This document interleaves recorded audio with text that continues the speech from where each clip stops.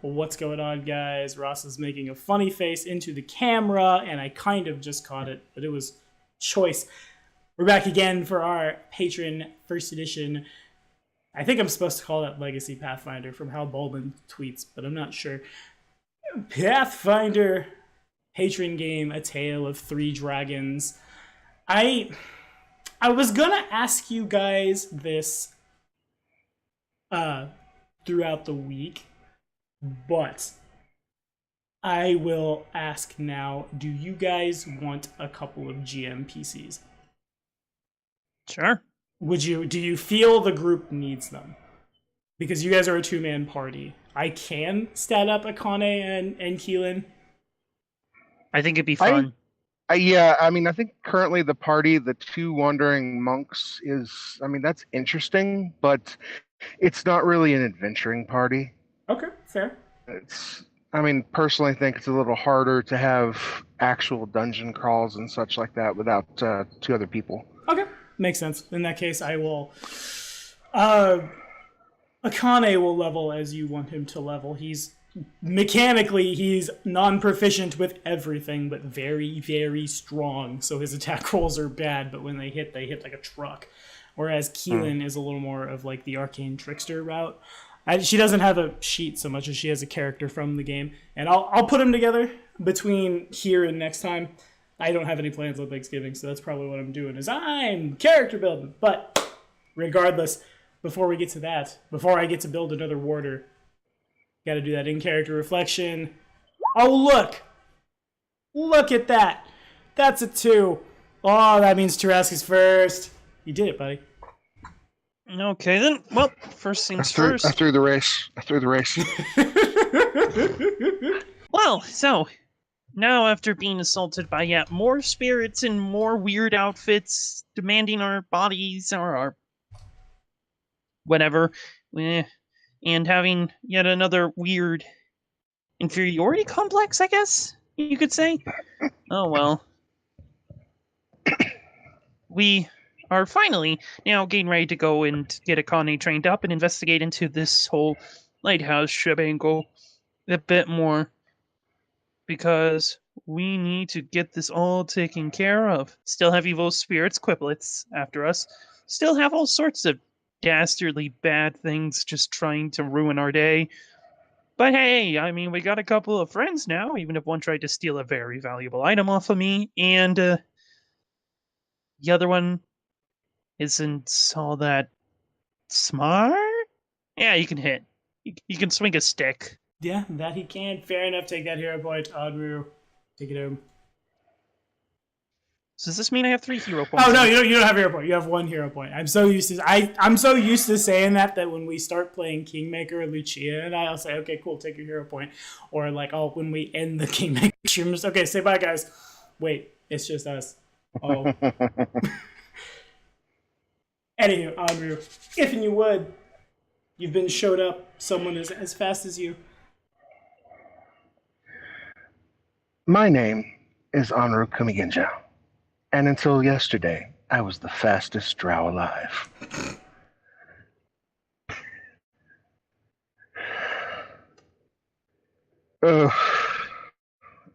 I don't know where to go from this. Really not something I've ever expected to happen, but I've been showed up. I just want to beat it. I don't care if I die. I just want to outrun him. It's insulting. It is utterly insulting. But putting that aside, it's going to be a rather eventful day. Hopefully, our new friends will show themselves as competent, or at least able to learn quickly. But whilst I'm not the best at the particular maneuvers, I'm going to attempt to teach my friend, and also with the equipment. But we should probably start training our rather strong friend, because the faster he learns to use his weapon and his armor, the faster we can go and get this done. And truthfully, I'm feeling rather sluggish. Seriously, everything around here goes at a draw. The town is definitely, they don't even, the one horse in this town is Hero. That's how kind of small it is. Alrighty, fair enough. So the world is kind of your oyster at this point. How you guys want to set out in search of kicking the lighthouse, the Wall of Force lighthouse, is up to you.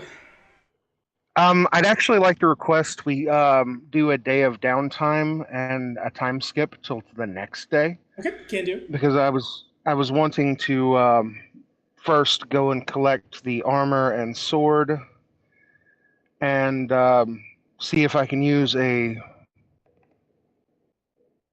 Let's see, D20. There we go. Well. Martial knowledge roll to attempt to start training our friend Akane. Can do, certainly. Akane's great armor has been prepared. The katana that's been made for him is very, like, you can certainly tell the difference. Like, this is no longer a piece of, like, folded tin that is expected to kill someone and might just actually, like, give them a little boo-boo and then, like, glance off armor. Now it's well and truly a full katana, and as Akane picks it up, he's, this seems bigger somehow. Why, yes, you're so big.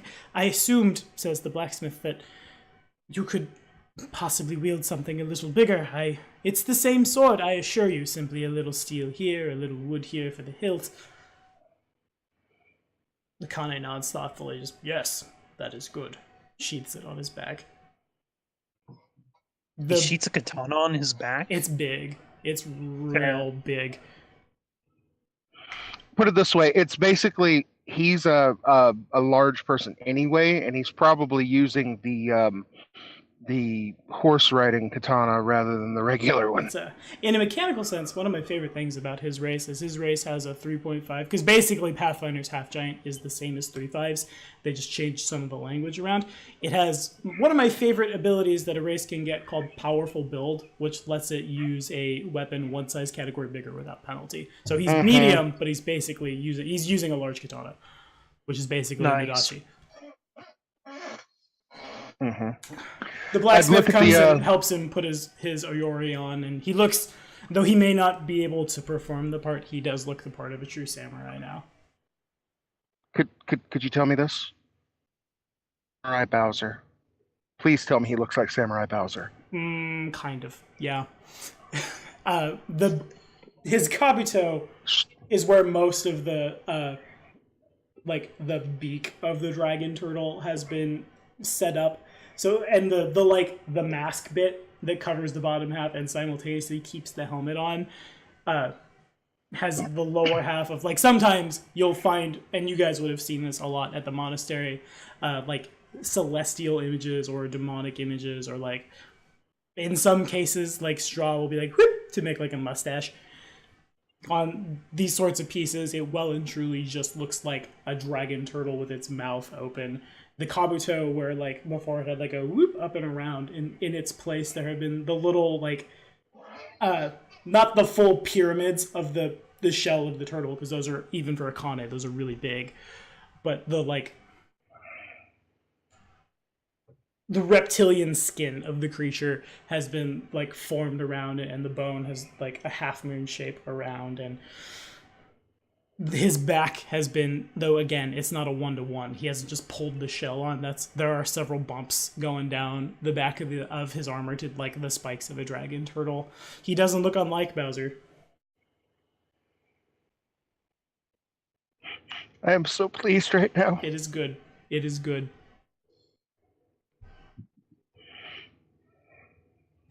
Well then, while this is all going on, I guess I'll help Keyleth with her magical studies. Okay. And also to the blacksmith. And this was profitable for you? Yes, it was. Good. Well, we're off. I must train him to use his new equipment now. It's not hard. Akane gets, despite his not brightedness, he gets the basic like gist of which direction to swing a weapon.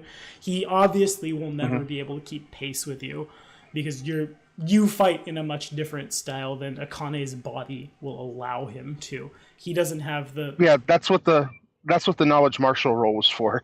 Because I'm enough. training someone outside of my style.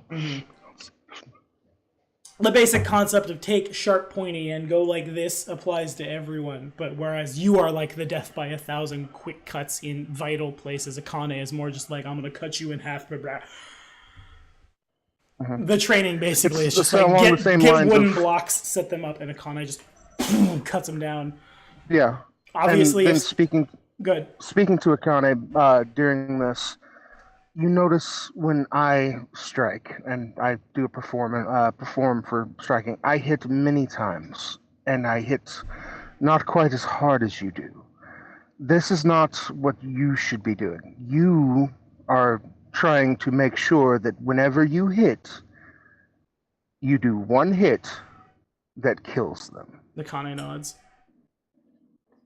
You're not trying to hit them multiple times. You're not trying to be flashy like most of my attacks are. You want your one attack to matter. That means if you have a dragon in front of you, you want to behead it with one strike. Akane nods again.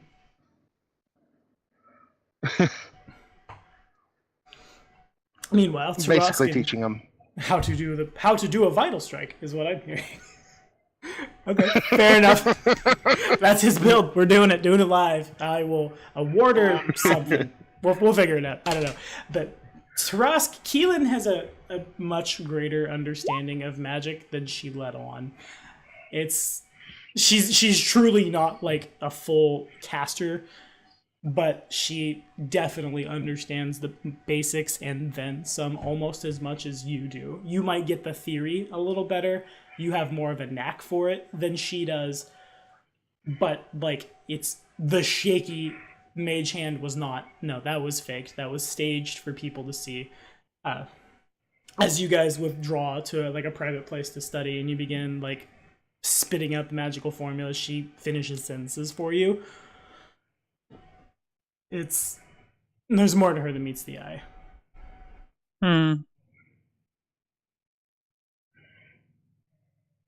Well then, you definitely are much better at this than you let on previously. What can I say? Secrets don't make friends, but they make money. The pair of you are turning down so much gold. Was that an entire dragon turtle's shell and hide? Do you know how much that would go for? Yes. And you don't want that money? No. And they wanted to give you all the gold this one-horse town has. Yes. Why? What drives you? I don't understand. At the moment, I want to figure out how not to die. That's my major concern. Not going to lie to you with some deep philosophical quandaries there, but in terms of why I do what I do day to day, it's kind of how I was raised. I was raised in a monastery where we were taught to protect those weaker than us, who didn't have the same chances as we did to learn these skills and arts that we have, and, well, I like it. I like helping people. I like making friends. I like learning new things. I like following the great master's way. I guess if I were to say anything, it's selfish of me. Because I enjoy seeing other people happy. It makes me happy. So in a sense, I am seeking my own happiness. Keelan looks genuinely perplexed as you say this. That makes negative sense. I don't understand. I hope she asked me the same questions. To be selfish would mean that I'm going out of my way to go. What means I'm going out of my way to do what I want that would best suit my needs, right? She nods. Well, I tend to enjoy seeing people happy and living calmly. It tends to end up better in the long run anyway. People revere you better when you are a hero than they do when you are just someone who comes in and occasionally solves something. If you come in and make a good name for yourself, your name spreads, and soon I just kind of like grab whatever drink I have, take a sip, look to her and smile. And soon you won't have to even be paying for the room that you're staying in at the local inn when you simply mention that you're going to help them out with a problem. Fair. It seems the pair of you have more problems than you know how to deal with. She withdraws that dagger again, and as she does so, she grabs the blade as if to like this should hurt. She's grabbing the blade of the dagger, but it fails to cut her, and she bends it. She's not, especially standing next to like Akane, she's not strong by any stretch of the word. She's very she might weigh like 100 pounds soaking wet, and just takes this dagger and bends, and I guess I don't need this prop anymore. If we're actually gonna go fight things and put ourselves in harm's way, and then she withdraws a... I don't want to necessarily just give her another 15 to 20. Let's roll a d8, Ross, if you would. We're gonna do the same thing we did for you when you got a Jite. 5. She has my other kukri.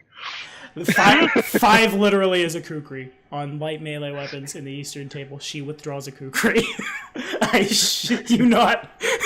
It goes butterfly sword, iron brush, jute, karambit, kukri. She withdraws a kukri. Yeah, and on top of that, it was my kukri, and being underwater made it magic. Now it's a water kukri. Now, Taras can tell it's clearly not Onru's. Onru's has the... not necessarily like a trademark, but anything made at the Kumijinja Monastery has that mountain with Imperial Dragon wrapping around it logo slapped on it. Hers, on the other hand, is just kind of like a dull black metal, but she withdraws it and she throws it. Well, throws it is the wrong word. She withdraws it and like flicks it up in the air as if to almost like juggle it, but as she lets go of it, it spins really, really fast and then like starts slowing down. In such a almost as if like time had slowed around it, and then she grabs it again and just up. This time she raises her hand up here, and as it slows down, the hilt of the kukri, man, that was a good D8 roll. Flies back into her hand. I suppose we'll have to remember our days when food was scarce. Well, it's not scarce anymore, so do not be afraid to not rely upon that first. Of course. Just... You might have to tell Akane to run when the Clippeth show up, but... Fight... There's a lot of them, and my skills aren't in open battle. My skills are best applied when they don't see me, and snap, she casts invisibility. Sometimes I can make that happen myself. Sometimes I can't. Okay, then. Most wonderful thing about having Akane in this particular situation? Soft cover. Break line of sight. Yeah, it's maybe. We'll see. Get him having a large person, we'll talk. Anywho, the day passes. What happens next, team? After we're done training, I would basically just try to reconvene. Does she ask me those questions too, or no? She does not, but you can tell she's carrying a kukri now. Oh. Really, then? The kukri has a couple of magic auras on it to indicate it's been enchanted. I would pull out my second one. Rather nice particular weapon there. I particularly like yours, but if you'd like to hold on to this one as well, you could. I would, but I need my other hand, you know. She snaps her fingers and lightning runs up and down him. I would hand her the other blade anyway. I mean, if you insist. These are worth, what, well, like 10 gold? You've given up so much money. It's masterwork. Oh, this is fair. She goes back and looks at it. This is worth considerably more. 310 gold, if I'm not mistaken. Here's the thing. That is a promise. What promise that is that if you continue to stay with us, we will make sure that you get your money. You will never have to want for things. She nods. I'm just gonna kind of like come around the corner because I'm gonna assume I didn't hear it. Just see the two of them looking at each other, and then I'm say, "Okay, Akane, are you trying to get Keela here into joining your death cult thing?" What? What are you talking about? You I mean don't have a Anru? death cult. Anru, you're not trying to get her to join your death cult again, are you? I don't have a death cult. I just believe if y'all were to run, I have the best chance in this group of catching up. That is an Mhm. objective statement of fact. Why do you think? This is the one time where why I'm do you- going to have to say I believe this is a fake news. Why do you think? Why do you think I insisted that Hero is your horse? I outrun Hero. Hero isn't my horse. He's Hiei's horse. I realize, but while he is following us, he is your mount. He is our friend, but your mount. I just look over to Hero, who I imagine is probably just sticking his head in through a window. Mhm. What do you think of this whole ordeal? What is Tarask's base speed? 20. Unfortunately, Oh, okay. rat folk are slow. So it's equal to Akane's in heavy armor. So Hero looks at Tarask, looks at Akane, looks back, and just kind of doesn't like shrug his shoulders so much as like flicks mane. Alright, I get it. You always were the smartest one of the group. Hero nods. That horse is very. What is that? That is Hero. He is a very wise and smart horse, and you would be best if you listened to him. And looking over to our new sneaky friend, do not touch his Ginjasa. I can't pronounce that word. Don't Gindasa? Jingasa? Yeah. Mm-hmm. Either one of you, that is his Ginjasa. It is very special. It is his. It looks valuable. Most people Don't- would see that and just see just a basic hat, but it looks almost too The good. only value that hat has is for getting whoever takes it off of that horse dead. She puts her hands. Far be it from me. I'm sure there's easier marks anyway. Akane just, I don't want to get hurt again. He kind of like his hands go to the bells. Just. That's what you get for I mean, to be fair, that was kind of what you get for saying that sort of phrase. Nope, Akane. that's not nice to say to women. You're right. I just. It was confusing. I did not know, and I didn't have clothes on, and it would. Keelan just kind of like looks at Andrew, her eyebrows up. It was actually faster to take his armor off of him than to sunder it. Fair. You are not slow, after all. Anyway, do we believe that we are ready to adventure? Looking to all of them. Akane nods and like puts his hand on his. Actually, Akane does not. Akane at this point, like he's wearing the right full bows. Keelan just, if that's what we're calling it, seems more Well, like it's better ready than- to save your lives. Well, it's better than marauding the country. More Fair. interesting. Um, Better paying, too. Yeah. it could be. Okay. Now does she ask me why we didn't take the money? Because I really wanted her to ask that question. Okay, fine. Why? I don't understand. Either of you, you have so much at your fingertips, and you don't take it. Well, we did take half. Because Fair we're point. getting paid after we do the job. But here's the trick. If you take all that a place has, they won't be able to make more. It takes money to make money. And if we take all their money, they can't make money for us to take their money again. Well, that doesn't sound like what most of the Kumijinja monks I've met in my life say, but you're not wrong. True, but I also did not originate with the Kumigendra monks. I did not take a vow of poverty.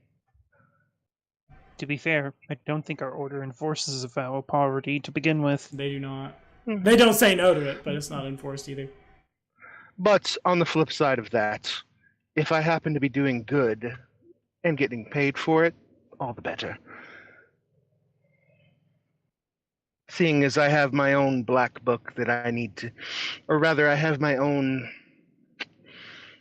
issues in the red that need to be brought back to the black. That you do. Oh God, does she? Walking towards the we will have to take water across to get over to the place where the lighthouse is supposed to be, right? More or less.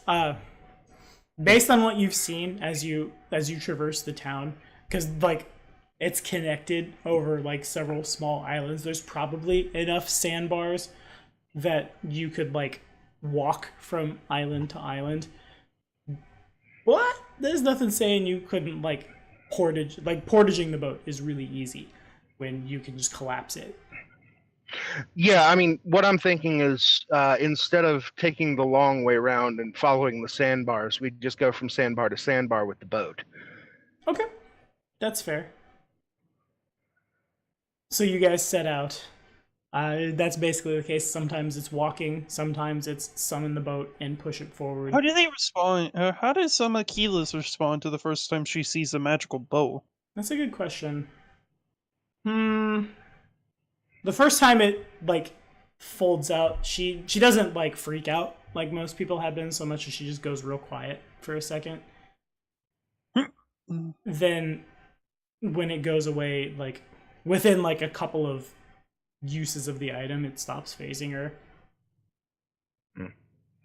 Looking to her, it's a rather useful thing, but it also has a odd sense of stopping at every particular fight. I rather enjoy that. Of course you would. Of course, that's not the boat. That's the Nagaji that is normally piloting it. Right now, it's Onru piloting.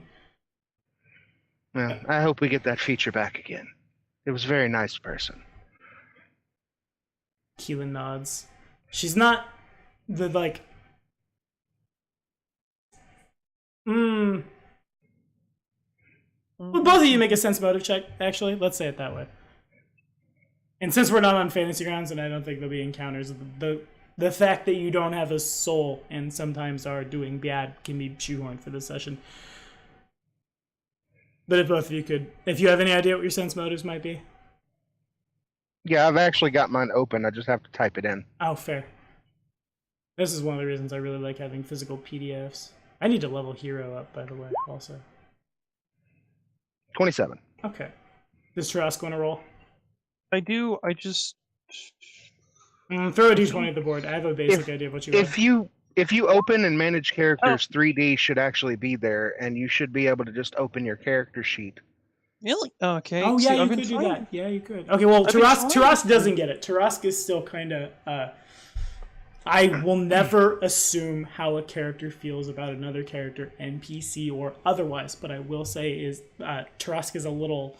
Like, when it comes to Keelan and how formal she's been, and stop playing Super Hot, 360 Mac Gamer. Super hot.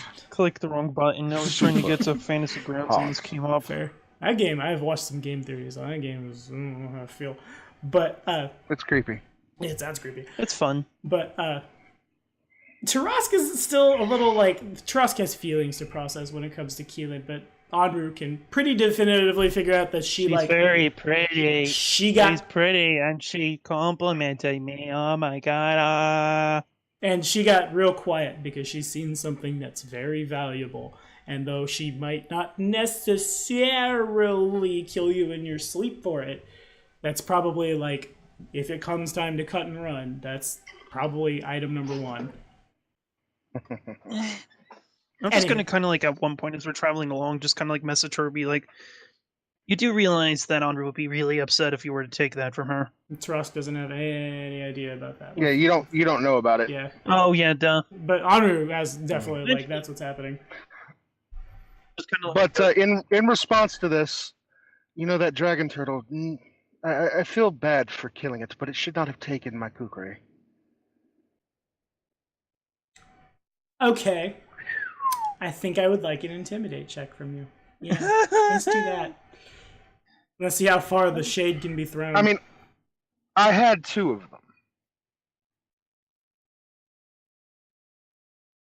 Intimidate. Yeah, my sense motive is plus Whoa. 10 in total, by the way, for the record, Tommy. Yeah, fair enough, gotcha. Okay, Thank you for finally telling me how to do that, Tiki. Keelan gets the gist. You say what you say, just fair enough. When you die, Akane runs. The fate of the boat will be in good hands. Akane runs. Like I said, when we're dead, we won't need it. Of course, of course. And like, However, she realizes if you try to, she's been had, so her hair goes from it's basically stayed the default red, but as that happens, it goes more to like a lighter pink, almost what the color of embarrassment, if you will. but believe me, having known that particular lifestyle, I don't blame you at all. However, if you try to make us dead, it won't end well. Are you threatening her again? Yeah, I'm a drow. It's what I do. she's not wrong. You have to keep in mind, whilst the monastery was a very nice place to be, and they were all very respectful, the outside world, outside of the monastery's influence, only understands my particular race as one thing. Yes, I'm well aware of that. Just because I do not particularly enjoy following the ways of my people, doesn't mean I don't know how to when the need arise. Looking to her. I actually wish I'd picked up the recipe for drow sleep poison. That would have been a wonderful thing to give someone sneaky. Keep walking. Should I look into that later? It's actually a drow secret, so I mean, unless you find drow manuscripts, I doubt you'll find it. And it's a drow secret that Keelan doesn't already know. I'll look into that later. Okay, so it takes about a day of portaging the boat and sailing the boat and use magic device checks and things. You pass not a lot really of anyone. Occasionally, like as you like send the boat out, dolphins will come up and swim alongside the boat and like jump out, and as dolphins are wont to do around boats, right? But it's not long before you see. It looks like almost as if the lighthouse was made of one solid piece of mithril, just like straight up out of a rock, which looks as if it was like just like here is adamantine meteor hit the ground. It looks pretty much exactly like you would expect, just very, very, very, very opulent. Akane and Keelan both go pretty wide-eyed as they see it. Looking over to Tarask, I really hope that when we go upon that island, we find a chunk of it that is not actually connected. Same. Same, says Keelan. Akane still just kind of just looking around. Well, let's get going. Okay, so if I could get perception checks from the two of you. They don't have sheets yet, but I'll throw a d20 down for Akane and Keelan. Boom.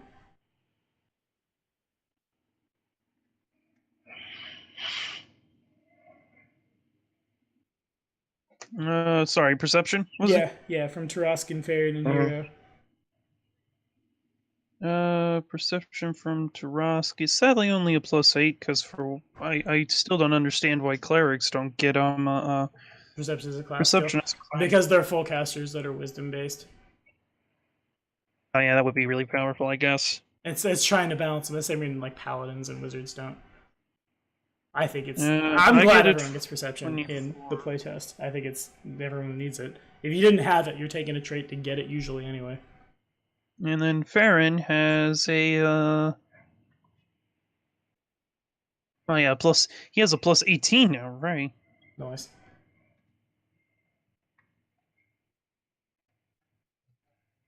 31. Okay, From so Farron, there's 24 from me. one clear path up to the entrance to this lighthouse.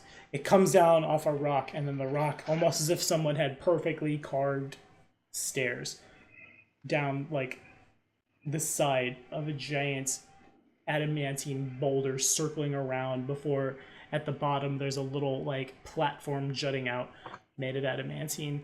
You climb the thing. You reach the top, nothing stops you, but it comes very clear as you reach the top that something very powerful has come through here. Though the doors are both made of solid mithril, it appears not unlike the doors had been blown off. There are scorch marks all over the building. And as you come in, I don't have tokens for these either. I wasn't super prepped for going this far, but that's cool. There's 6 of them. They appear to be just humanoid zombies, but their skin is very badly burned, as if they had been killed in like a great fire and risen as unintelligent undead. Obviously, Tarask and Onru look at these two and like, you two could handle them very easily. Keelan has already, like, as this happens, she says something in, does anyone speak Celestial? I do. That's the language she uses for her somatic component, and she snaps, and invisible she goes. You can hear her. You can hear her breathing like right behind you, but it's just like, oh, time to fight. Poop. Kukri drawn. Akane has his gigantic katana out. In my nightly sessions with Tarask, teaching him Drow Sign Language, I would probably be adding the new people in if they are smart enough to learn it. Okay, Keelan picks up a lot faster than Akane does. Anyway, just letting you know for further. Heard it. Okay. We should probably sit down and make the rolls for the previous days that we'd missed, but yes. Yeah, it'd be fine. Anyway, how do you guys want to respond to this? Again, it's something that Honor and Tarask, even Tarask thinks, even with his history of trying to fight in melee, you probably could just go up and like whop the thing, and it would die. So this is basically an opportunity for the DM to have the NPCs that are not currently sheeted have something to do while we're investigating the rest of the place. Kind of. I would say a little more. We're going to treat the pair of them like each of you have taken leadership as a bonus feat. They won't be Gestalt, I don't think. They'll be 2 levels lower than you guys. Keelan honestly probably has a considerably higher point buy than Akane. Akane might just be like, I'm going to put everything I can into strength. All of my mental stats are dumped. Oops. And we're going to hit things. Well, if we're treated as having leadership, can I completely forego any followers and just have my cohorts be Gestalt 2 levels lower? Probably nah. Because I don't actually want armies, because leadership gives armies. Leadership can give armies. I would these guys are important to the story kind of, but not as important as you are, and there will be several options for more, I think, moving forward. But they're gonna always be a little weaker than you. At least for now. We're kind of clingy. Yeah. So. That's fair. Look, I'm sorry, okay? I'm sorry. Sorry for what? Hey. I'm clingy. I mean, so am like I. Friends. I am a naturally very clingy man. I'm not afraid to admit it. I may be verbuff, but also I'm very teddy bear. Anywho, how do you guys want to let this be resolved? You put it this way, if you give us opportunity, this will become Suikoden. Fair. Okay. You guys do have the boat. I'll just look over to Akane. Hey, Akane.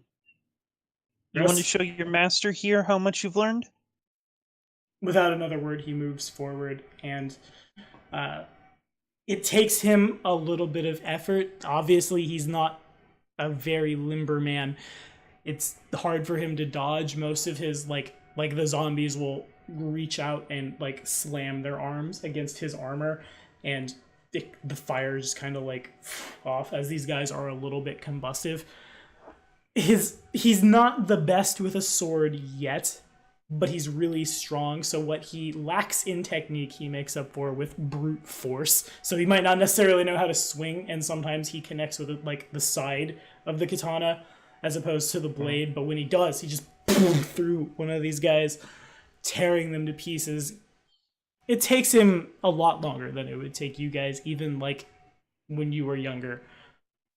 But eventually he does cut through them. He works up quite a bit of a sweat in doing so. The enemy has been routed. And I would give him applause at the end. He smiles Good job. a little. And I would also point out the things he did perfect, and which things he should probably work on for next time. Of course. When the doors were blown off, are the doors still here? No. Matter of fact, there's I will give you what you wanted because it is on flavor. There are. Yeah, I'm gonna roll me some d10s. I think I'm gonna roll me 2 d10s. It's not a percentage dice. It's 2d10. That's relevant because I don't want you to get super excited. 7 chunks of mithril about the size of like a normal human's chest. Like if you had like a bust actually, rather, of someone about like that big, or all that remains of the door. Ash covers before like just kind of where a door once was, but wind and zombies and Akane have spread mithril dust to the 4 winds at this point. Okay. Keelan has already begun, like, as the fight ends, she doesn't break invisibility, but you see one of the chunks of mithril get picked up and then suddenly not be visible anymore. Akane, help Keelan. He nods, and he's able to, like, just kind of... Whereas there's a little bit of effort from Keelan, who's, again, like 100 pounds soaking wet, trying to pick up one of these things. And it's still mithril. It's still very light. Akane kind of just, like, one hand, 2 fingers, boop, throws it into his pack.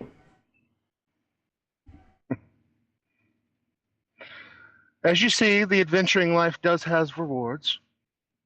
That it does. You sound like old man Shui song right now. Yes, I really hate that happens, but when you take on students...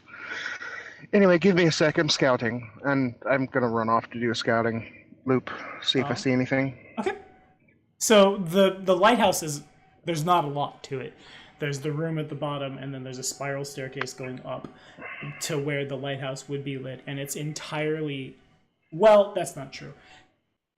It's basically what you see is what you get, except it's very, very fancy. Where the lighthouse normally, like where the fire would go at the top, instead there's a little, kind of like a C shape with a diamond up and a diamond down, where like the Ioun Stone you assume would float, in almost kind of like a giant wayfinder, that kind of effect.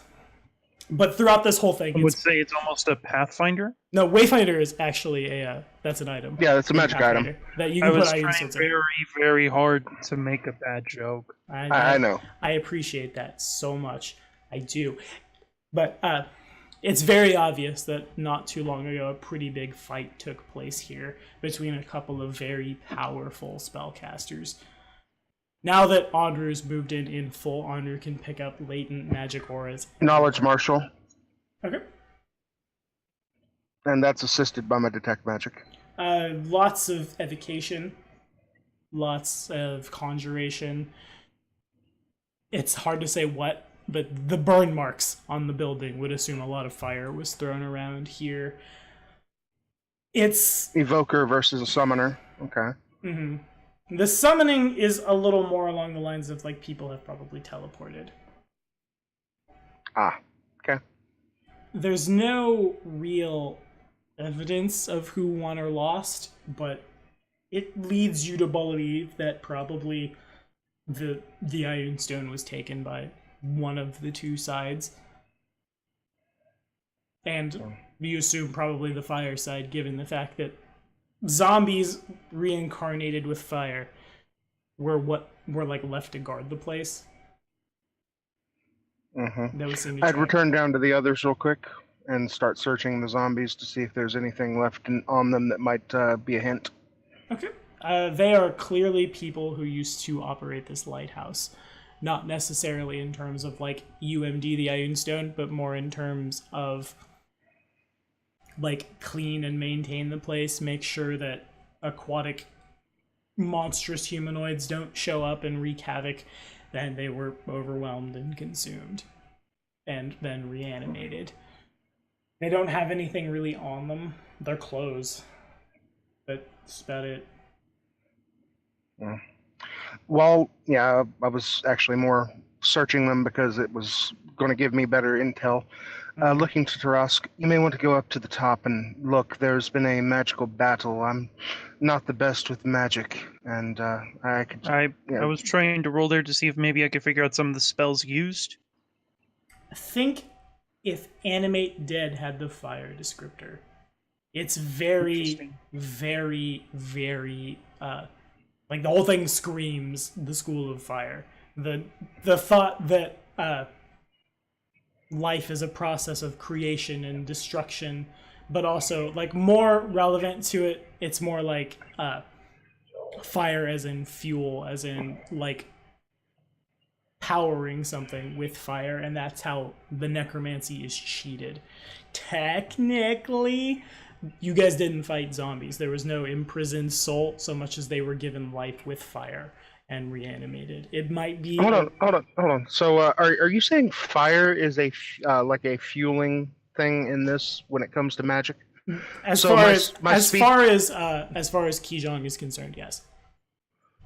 Oh, well then my speed tincture makes perfect sense because I am powered by hot oil. Ha! We did it.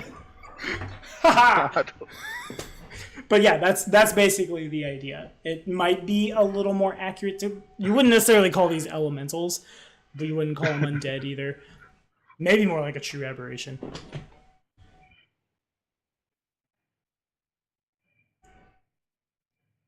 Bag of flaming hot Cheetos and I'll run to the moon. I can see that now. I'd basically just wait till Tarask gets his full lay of the land with this particular the zombies and then the fight scene. Alright, after a while of looking it over, I'll just say, well, much as I hate to say it, this is a fascinating spell. I'm not even... I must be honest with you, Naru. Necromancy is one of the schools in what...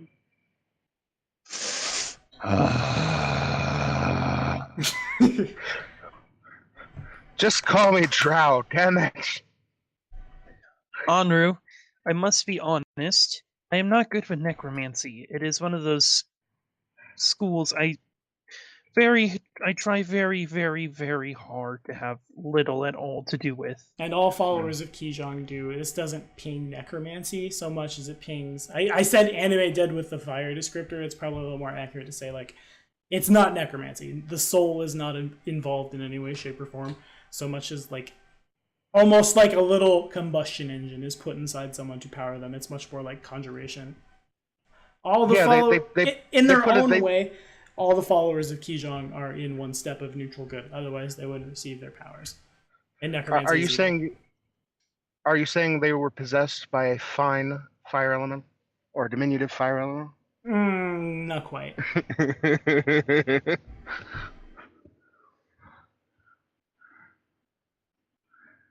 Anyway, sorry, having fun with that. No, you're fine. No, always do.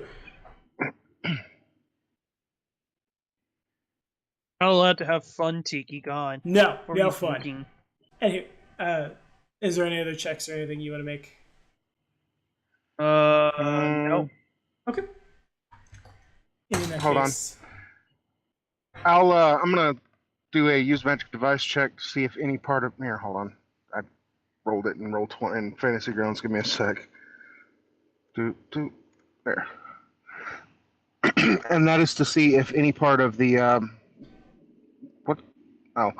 any part of the Lighthouse base might be able to give us like a what do you call it? Dowsing rod type effect towards the other part of it. Yeah, kind of.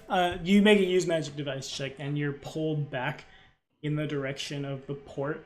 At the same time, Keelan and Akane begin looking around, and Keelan... Actually, no, I want that to be Akane, that natural 20. Akane just... Ma'am, There appears to be, and he, like, around back down the stairs a little, he's moved his way back, and he pushes on the wall. This wall is strange. Then you see, like, as he pushes on the wall, his hand goes completely through it. Good job. I'm confused. Then I would try to step through the wall. You're certainly capable of stepping through it.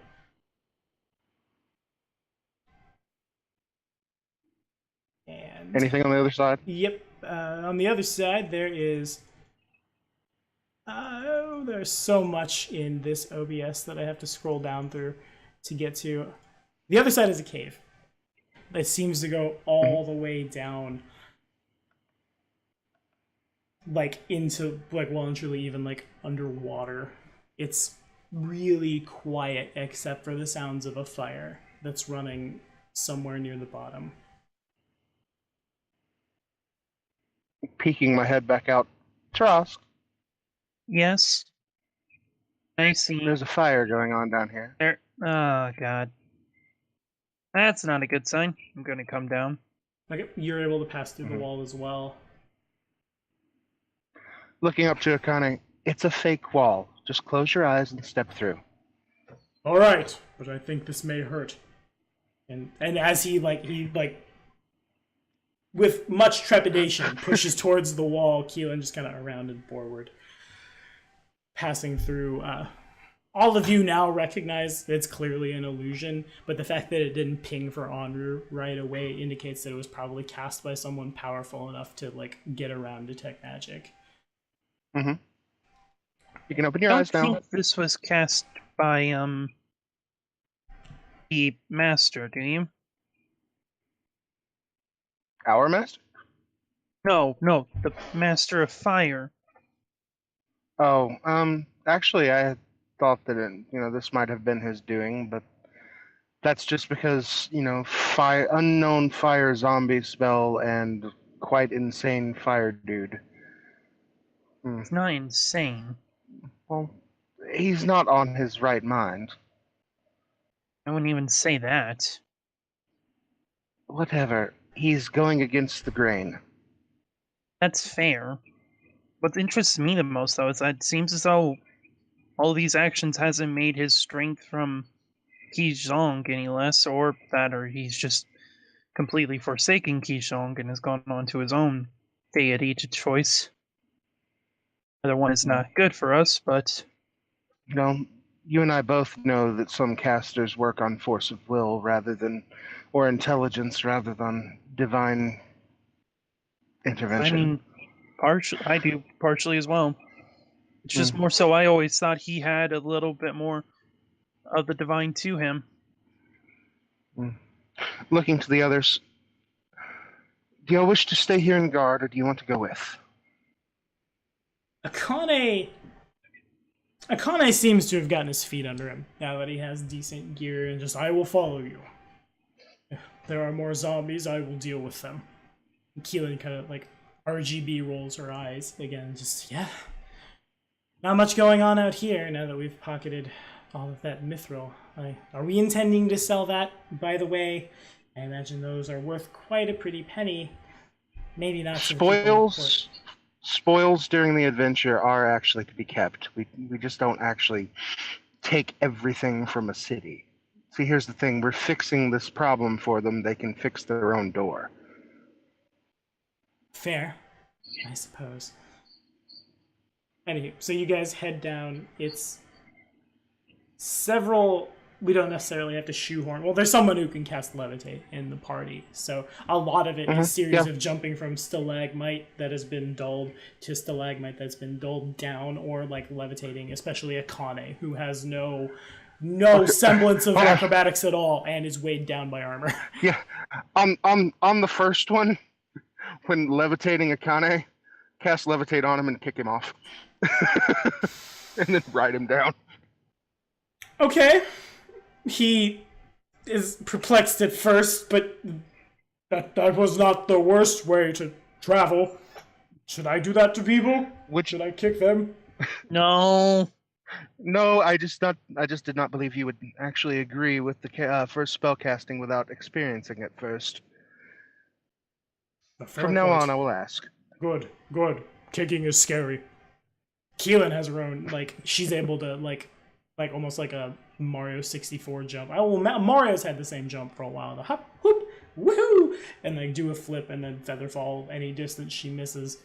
When you guys reach the bottom where that fire is, I'd actually feather fall for her before she actually cast it herself, because I have that infinitely as well. No That's need fair. to waste spell slots. That's fair. That's fair. She accepts. When you guys reach the bottom, it's pretty clear that someone has been living here. There's bits of discarded, like, half-eaten food. The fire is going, but the fire is going because there's essentially, like, 5 ever-burning torches that have been, like, star-patterned out to make a fire that won't go out, with a little kettle for, like, to boil water over top of it. There's a sleeping bag in the corner of the room. Because this matters, are we saying definitively in this setting that ever-burning torches produce heat? Because they don't normally, but mine have. Yeah. Okay. And It was just a point of reference we actually needed. Makes sense. I don't use everywhere. I usually I play race with dark vision because I'm scared of the dark and the things that hide in it. So Yeah, I don't know. But yeah, a normally enchanted ever-burning torch produces no heat. You can touch it. Mhm. But if you're saying that there is actually a version of it that does produce heat that is also castable, that would be cool. Yeah, that's what the master of the School of Fire would be able to make. Anywho, next to the bedroll, there's really confirmed what we were thinking without telling. Really beat up journal. You guys have figured it out. There's a really beat up journal right next to the bedroll, as if it had been, like, when I say beat up, it's been burned pretty bad. Oh. Okay then. I'd walk right past it because that's a book. I'll grab it. Okay. Turas grabs the book. It's a wonder it doesn't collapse in your hands, how badly burned it's been. Check out the torches just to see if any of them are weapon worthy, because need to know. For you, yeah. Old habits die hard. For you, yeah. For most people, no. Okay. I'd pick up a pair of them then. Okay, you do so. The book itself is still it's readable, but it's pretty difficult because a lot of the pages again have been really badly burned, and so there's like half words all over the place. Anything that mending could perhaps help with? Yeah. Some of it, no. Some of it, it's so badly gone. Plus a linguistics check? Some of it is so badly gone that you would just mend the page. But you could, the back end of the book has taken the least amount, and the mending itself is able to, you could probably figure it out with a linguistics check, probably. Alright then. Let me just check right quick what my linguistics is. My linguistics. Oh, yep.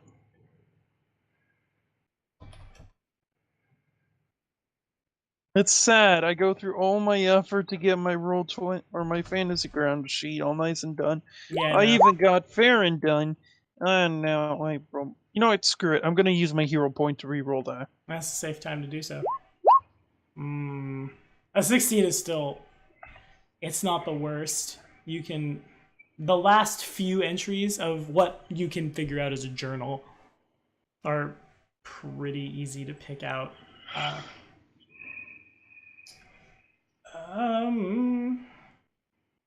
The first of the last 4, you think it's real difficult because several bits and pieces are missing, so it's hard to tell where one stops and one starts. But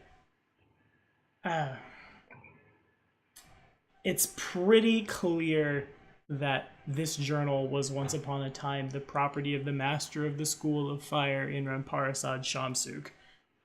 The first entry goes on about the existence of the children. He's been continually told that the children don't exist. It's the last time people without true names were born.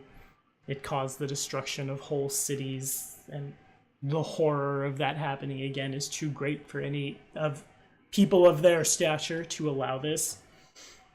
And the writer, who again, it's clear it was Shamsuk, believes that his friends are like, they've made themselves blind to the possibility that the scenario could happen again because of the implications thereof. The next entry kind of devolves there from that point, rather, to Shamsuk seems to believe that his friends know more than they're letting on. Narset has taken to calling herself the Master. She's gone to Minkai to start some school somewhere. Ardra has locked herself away in study, and the fact that one would even consider, like, one of her power staying and teaching rather than doing seems to just befuddle Shamsuk. Meanwhile, Kradog is mentioned as well, and as is bits of an election. You're not quite sure what that means, but an election appears to have been coming up, and this seems to be why the school is falling apart. It's real vague on a 16, but something about Narset has gone to a school, Kradog has gone to retreat in an island. Meanwhile, later on, someone by the name of Fusaki is mentioned. Fusaki has delved into Kabuki. He had potential to be a great apprentice, but now he, like, a lot of like dots into words that have been too burned to understand. Shamsuk laments this because the threat to the material plane is so, like, plain to see. The struggle's gonna be hard, but, like, it wouldn't be impossible if all of these people would just, like, stand up and fight. The next entry is, it kind of hits a little close, actually. It's a lot of who's and what's. There's bits of something about a rat, a drow, something about an Azamar, which, like, Taras can clearly identify as the three of you. Then the final entry seems to begin mostly because the final entry truly begins mid-thought, as if someone just grabbed the book and jotted it down real fast. It discusses unnaturally powerful storms, it discusses the Clippith, it discusses Erdefin coming up from the Darklands and tainting some of the hobgoblin troops that live closer to Ziha and are farther from, like, the heartland of one of the most well-structured armies in Tian Sha, and sending them out to cause destruction and chaos and mayhem for no other reason than to do so. It's Shamsuk laments that his study of the School of Fire, as all study truly is by Kijang, is incomplete, but someone has to rein in this problem. They have no souls, they have no leadership, and they're dangerous. If only people would listen, it wouldn't have been a problem. But one of us must intercede before the Clippith take over. Therefore, and after the therefore, everything cuts off. The back of the book has, it's a good place to put it. As Taras keeps flipping through, the very last page of the book is completely untouched by the fire, and it, as if someone had drawn a very, very intricate mannequin wearing a really, really ornate necklace with Kijang's holy symbol, if you broke off the other 4 spokes of the wheel and left just the one on the top. The Wheel of Fire. Same too for a couple of rings. When that page becomes the page that opens up, Enru pings a transmutation aura. Magic on that page. I'd go over to examine it more. Okay.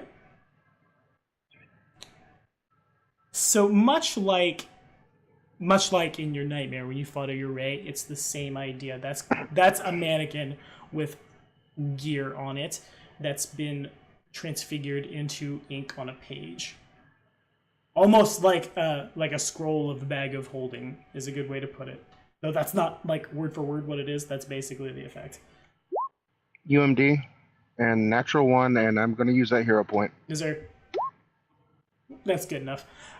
You're able to cast it, and the mannequin like springs, not like huh, so much as like it appears out of nowhere next to this book, wearing 2 rings and an amulet. That transmutation on the amulet, abjuration on the rings.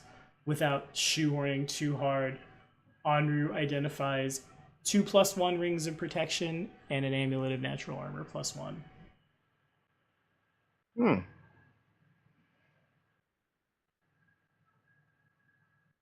I'd describe what they are to Tarask. Is the person still? It's just a dead mannequin. It's not like a real thing. No, yeah, it's literally just like imagine Skyrim, and somebody is leaving magic items in their house on a mannequin, that kind of thing. Oh gosh. It was a storage mechanism. People do this. So stupid. Which one do you want? Akane still like watches around, his sword drawn, waiting. Keelan just, well, what did the book say? Did you learn anything? Other than where someone hides his stuff. Well, kind of more the same, really, on the whole, what the hell is going on. You know, everything bad that's going on is apparently our fault because we don't have a name. Apparently, being born without a name. The last time it happened, one of the things he mentioned was that whole entire cities were burned, which is, well, kind of difficult to swallow. There's also the fact that it seems as though it also seems to have the fact that, well, I'm just going to be blatantly honest here. This guy's gone insane. This guy is committing heresy against Qishong that is unbelievable. First off, he believes that he's gone to the point of seeking knowledge, even to the point of which it will harm others for the sake of him finding out more about what's going on. He's lost that desire to protect others. Him being a follower of Qishong is a little more than an insult now to those of us that actually do follow him.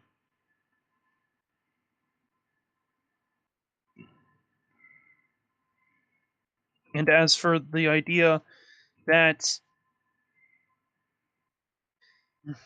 a lot of his stuff just comes down to whole, we must basically kill those that are the nameless ones.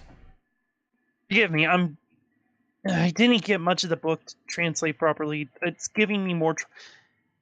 Part of me thinks I should have not even tried to mend this page. It was. I'm just kind of like frantically flipping through the pages before just coming back. Okay. What I'm gathering, that prophecy thing we've been hearing about all the time has been around for a while. Some about the Keyleth needing people without real names in order to take it over. I'm taking a jump there. The book doesn't explicitly state that, but I'm going to be taking a reasonable jump there considering what we've learned, what we've had to deal with ourselves, and what I've learned so far in this book. On top of that, it seems as though the Master of Fire here wants to kill us. I'm not certain. He said something about being leaderless and soulless, and he mentions the Ratfolk and a Drow and an Azamar, which is us plus our friend Hiei, who's residing elsewhere at the moment, hopefully. And on top of all of that, it seems as though this fight's been going on for a really long time. Specifically, he even mentions the Master directly at some points, and, well, he's the kind of asshole who questioned why she wouldn't just go and take care of everything herself and instead teach others to take care of their own problems. Seems very authoritarian, and for one thing. Hmm. I really do distaste this man, and I haven't even met Well, him yet. he is quite wrong on one front, though. We do have souls. They're just not in us. That is true. That we are still here, and we are still following us, even if we cannot manifest ourselves on the material plane. God, this is so weird to get used to. But it's for all intents and purposes, he thinks I think it actually much longer is too dangerous to be taken as a reasonable risk to exist. Mm-hmm. I think it actually helps that we have a purpose.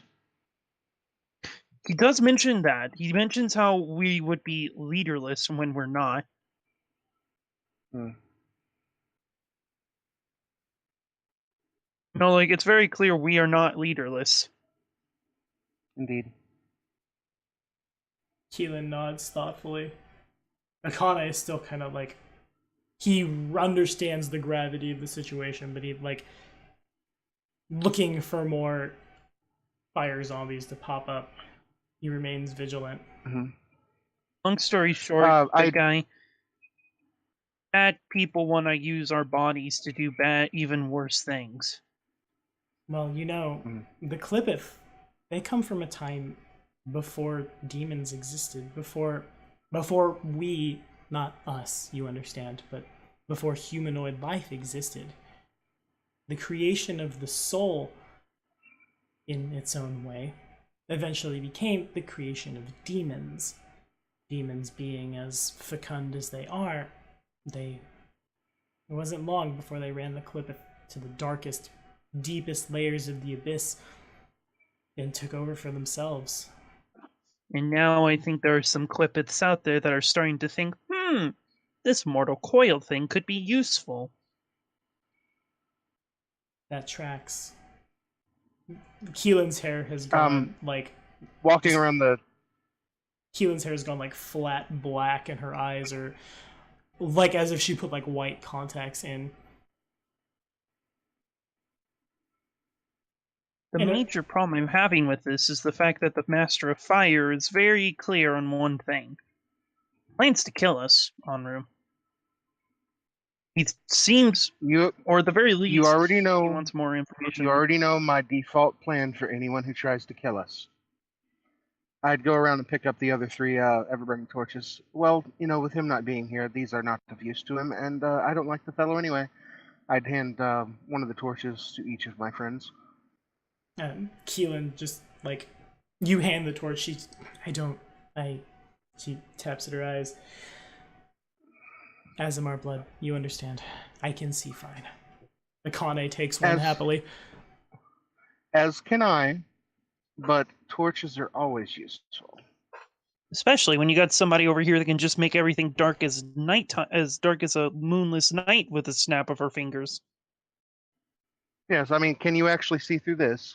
Click, and deeper darkness. She cannot. Fair point. I can, for some weird reason, but I still need a light source. I say, kind of like popping one of the ever-burning torches into my hand. Mm-hmm. Is that how it works, Tommy? I need like a torch or something? Does Tarask have dark vision? Or my dark vision? I have dark vision, right? Then you treat Enru's deeper darkness as if it were darkness and can see through it. Okay. Right in the, I can see through it. Mm-hmm. Yeah, I can see through it. Well, not through it. I can see within it. I'm not certain what caused that. I mean, me and Enru have been friends forever, and our fighting styles have evolved to the point of which it's just essentially...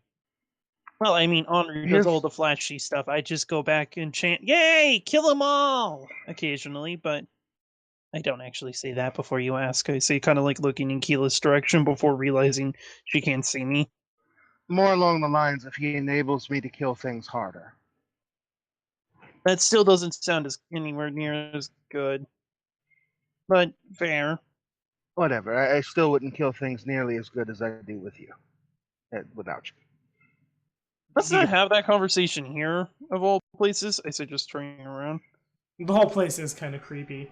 Like it's dead quiet with the exception of you guys. And it's pretty clear that someone was living here kind of recently. I'd pick up a handful of pebbles, cast fairy fire on each one, and flick them out in different directions, because fairy fire actually does produce the light of a candle. Yeah, fair enough. The spell resolves. Basically lighting up a larger area to make sure. Well then. Even though I don't particularly need to see through it, but, basically anybody who doesn't have it, Akane. Akane only has low light vision. Mm-hmm. Is there anything else in the room, like, useful? Not really. Well, shall we up then? And up we do. And that is where we're going to call it for today. Roleplay is fun. This part of the game, and we're playing an N64 game. This is where it starts to... Also, it's where the devs run out of money, and, like, the story gets real bad, but, like, the pieces are all there, and, like, Smarty Boy just has to put the rest of it together. So, like, for the first time in a little while, I have a little more creative license than I've had in a while, and I'm super stoked for what we're about to do. But that is a matter of next week, and between here and next Saturday, I will stat Akane. Akane is training as a warder. Keelan is some combination of wizard rogue multiclass. We'll get back to you on that. And we'll have a full with NPCs party. But I'm out of here for now. Be sure to like and subscribe for more content, guys. Say bye. Bye. No more stream. No